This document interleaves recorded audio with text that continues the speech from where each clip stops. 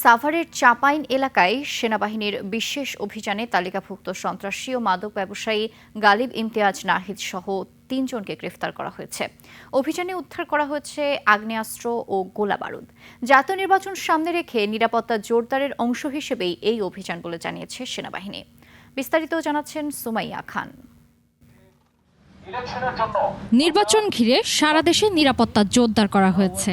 বিভিন্ন জায়গায় টহল দিচ্ছে যৌথ বাহিনী, চালানো হচ্ছে তল্লাশি। এদিকে সাভারের চাপাইন এলাকায় অভিযান চালায় সেনাবাহিনী। পরে ব্রিফিংয়ে জানায়, সে সময় উদ্ধার করা হয় ৩টি পিস্তল, একাধিক ম্যাগাজিন, দেশীয় অস্ত্র, শর্টগান ও ২০ রাউন্ড গুলি।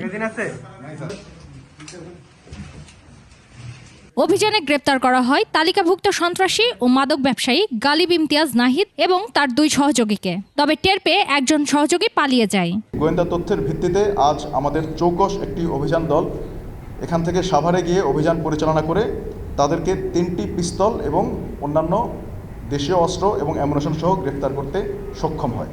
সেনাবাহিনী জানায়, গ্রেপ্তার হওয়ারাও অবৈধ অস্ত্র কেনাবেচার সঙ্গে জড়িত ছিল ও রাজধানীর বিভিন্ন এলাকায় এসব অস্ত্র সরবরাহ করত। এই নাহিদ ও তার সহযোগী স্বপন, যাকে আজ গ্রেপ্তার করা সম্ভব হয়নি, ঢাকার বিভিন্ন স্থানে অস্ত্র বিক্রি করে বলে জানা যায়। সুমাইয়া খান, ২১ টেলিভিশন, ঢাকা।